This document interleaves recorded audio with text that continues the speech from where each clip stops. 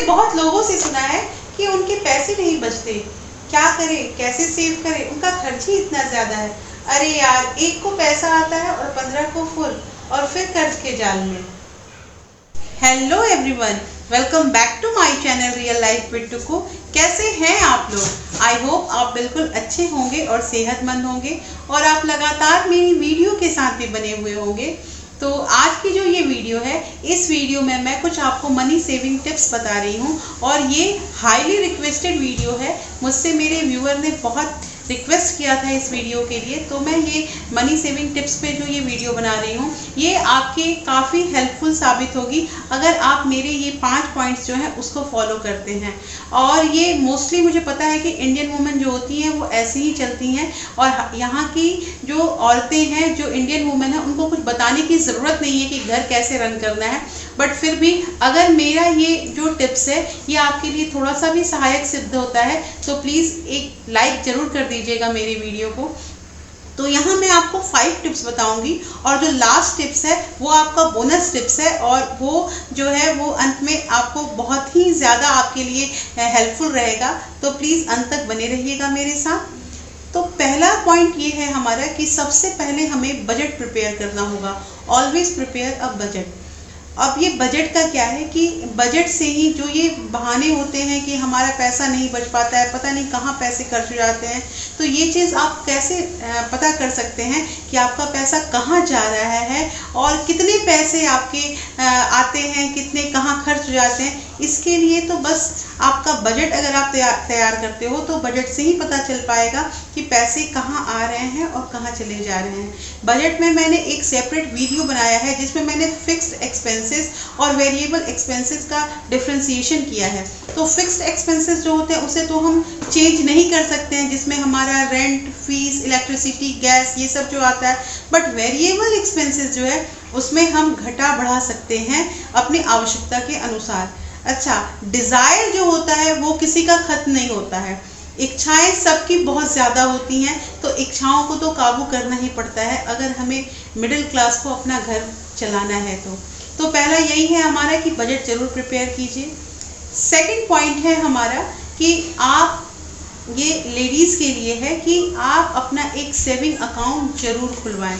Saving account खुलवाएं, ये कहने का मतलब मेरा ये है कि आपने ये देखा था कि जब डिमोनेटाइजेशन का टाइम आया था उस समय कितनी लेडीज़ को दिक्कत हुआ था, सारे घर से कितने पैसे निकले थे। लेडीज़ को दिक्कत इसलिए हुआ क्योंकि उनके नाम से सेविंग अकाउंट नहीं था। तो सबसे पहला चीज़ कि आप अपने नाम का एक सेविंग अकाउंट ज़रूर खुलवाएं, और उसमें आप उसको ऐसे यूज़ भी कर सकती हैं कि जैसे आपको मान लो कि मंथली खर्च आपको 10,000 रुपीज़ मिल रहा है, तो 10,000 में आप सबसे पहले 2,000 अलग कर लो और कोशिश करो कि 8,000 में ही आपका घर चल पाए।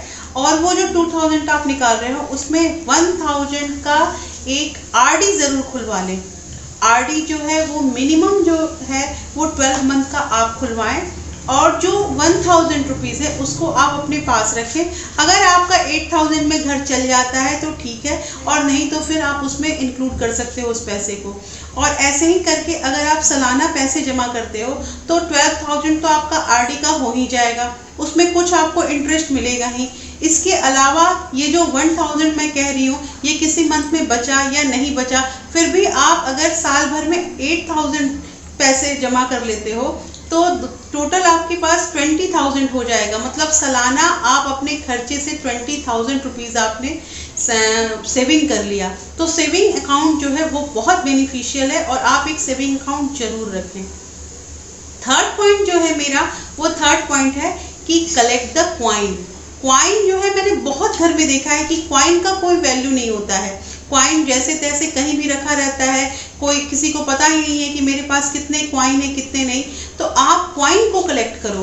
क्वाइन कलेक्ट करने से क्या होता है कि ऐसे भी घर में जो बच्चे होते हैं ना, वो क्वाइन का वैल्यू नहीं करते हैं। बच्चे उसे छोटा पैसा समझते हैं और कुछ भी चीज़ों की जिद, जैसे कि चिप्स या चॉकलेट कुछ भी लेना होता है तो वो लोग वो क्वाइन दिखा देते हैं और वो समझते हैं कि हाँ इससे आ जाएगा। इसके अलावा घर में अगर छोटे बच्चे हैं 1 से 2 साल के, तो उनके सामने तो क्वाइन रखना बिल्कुल भी गलत हो जाएगा, क्योंकि उन्हें पता ही नहीं है कि ये क्या चीज़ है और वो उसे मुंह में ले सकते हैं। तो आप कॉइन कलेक्ट कीजिए। कॉइन कलेक्ट करने के लिए मैंने जैसे सिंपल कोई भी डब्बा जो होता है, जैसे पाउडर का खाली डब्बा है या कोई भी कंटेनर है, आप उसमें कॉइन को कलेक्ट कर सकते हैं। गुल्लक मैं यहाँ पे इसलिए नहीं बोलूँगी क्योंकि गुल्लक को आप मतलब तोड़ने में बहुत लोग सोचते हैं, और इस कॉइन को क्या है कि अगर आप इसमें पैसे कलेक्ट करते हैं और मान लीजिए मंथ में आपके पास 50 या 60 रुपए भी हो जाते हैं, तो 2-3 महीने में जितना भी पैसा हो पाएगा 200-300 आप बगल के शॉपकीपर से उसको कन्वर्ट करा सकते हो रुपए में। या अगर आप साल भर में एक बार भी बैंक में जाते हो तो आप वहाँ पे कॉइन अपना जमा कर सकते हो। तो थर्ड पॉइंट मेरा है कि आप कॉइन को नज़रअंदाज न करें और कॉइन को भी कलेक्ट करें। Fourth point is don't spend more on entertainment. अब ये एंटरटेनमेंट में क्या आता है कि एंटरटेनमेंट में जैसे हम मूवीज वगैरह जाते हैं या शॉपिंग के लिए जाते हैं। शॉपिंग में तो सबसे ज़रूरी चीज़ है कि आप लिस्ट प्रिपेयर करके जाओ, और हर मंथ में कोई किसी भी घर में हर मंथ में कपड़े नहीं खरीदे जाते हैं, शॉपिंग नहीं की जाती है। मैंने पहले ही कहा कि डिज़ायर हमारा कभी भी, डिज़ायर जो होता है वो अनलिमिटेड होता है, वो कभी भी खत्म नहीं होता है। तो एंटरटेनमेंट में मेरा यही कहना है कि जैसे हम लोग दोस्तों के साथ मिलते हैं, वहाँ अपने सेकी भगाड़ने के लिए हमने इतना सारा खर्च कर दिया, ये कर दिया, बाद में हम पछताते हैं कि बेफिजूल हमने इतना खर्च किया। तो एंटरटेनमेंट में छोटे छोटे बच्चे हैं अगर घर में, तो उसके लिए महंगे महंगे टॉयज खरीद के ले आ रहे हैं, ये सब नहीं करना चाहिए। कोशिश करना चाहिए कि हम एंटरटेनमेंट में पैसे ना खर्च करें। दोस्तों से मिलना है, दोस्तों के साथ रहना किसे नहीं अच्छा लगता है, और परिवार में लोगों के साथ गेट टुगेदर करना है तो घर पे बुलाएं, खाना खुद से बनाएं। थोड़ा मेहनत तो करना पड़ेगा, तभी तो पैसा बचेगा। तो मेरा ये कहना है कि एंटरटेनमेंट के लिए आप ज़्यादा पैसे न खर्च करें और कोशिश करें कि कम से कम साधन में आप अपना शौक और अपना जो भी आपका पसंद है वो आपको उसको कंप्लीट करें। तो ये हमारा था अभी तक का फोर्थ पॉइंट। फिफ्थ पॉइंट जो हमारा बोनस पॉइंट है वो ये है कि आप एक अपना ज्वाइंट अकाउंट खुलवाएं। अब आप सोचोगे कि अभी तो सेविंग अकाउंट कहा, अभी फिर ज्वाइंट अकाउंट। हाँ, तो ज्वाइंट अकाउंट आप अपने और अपने पार्टनर के नाम से एक ज्वाइंट अकाउंट जरूर खुलवाएं, और वो उस अकाउंट का आप कुछ भी नाम दे सकते हो, जैसे कि खुशियों का पिटारा या सगुन या अपना कुछ भी नाम दे सकते हो। जैसे कि एक एग्जांपल मैं आपको बताती हूँ कि जब मेरी शादी हुई थी, और ये जो भी आपको बता रही हूँ ये मेरा 10 इयर्स का एक्सपीरियंस है।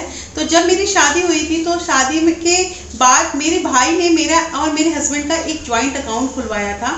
और हम लोग क्या करते हैं कि जैसे हर साल जो भी हमारे घर में खुशी आती है, ये मेरा बर्थडे या मेरे हस्बैंड का बर्थडे या हमारी एनिवर्सरी, हमारे बच्चों का बर्थडे, तो हम सगुन में या ऐसे ही 501 रुपीज़ या 1001 रुपये जो भी हमारे पास होता है, हम उस पैसे को उसी सेविंग जो हमारा अकाउंट है उसमें मैं जमा करवाती हूँ, डिपॉजिट करवाती हूँ।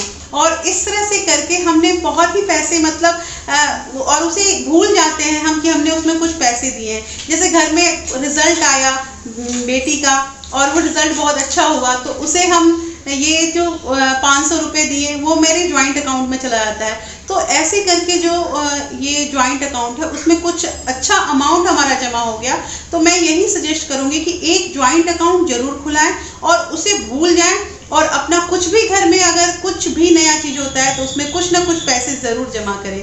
तो ये है मेरा बोनस टिप्स। और इसमें एक कहानी भी है, जो कहानी ये है कि एक वाइफ हस्बैंड थे और वाइफ हस्बैंड दोनों ने मिलकर ये ज्वाइंट अकाउंट खुलवाया था, और एक बार कोई कारण से दोनों के अलग होने का टाइम आ गया और दोनों ने बिल्कुल इरादा कर लिया था कि जो हम बिल्कुल अलग हो जाएंगे, हम डिवोर्स ले लेंगे। तो ये ज्वाइंट अकाउंट ही जो था वो उन्होंने उन दोनों को फिर से एक साथ रखा, क्योंकि उन्हें याद आया कि उन्होंने कैसे कैसे अपने घर की सारी खुशियों को बिटोरा है और एक साथ किया है।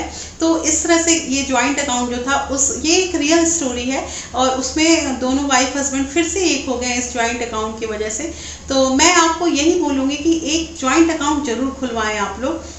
तो यहीं तक की थी आज की मेरी वीडियो, और होपफुली आपको पसंद आया होगा ये मेरा मनी सेविंग टिप्स। अगर आपको पसंद आया तो आप ज़रूर मुझे कमेंट कीजिएगा।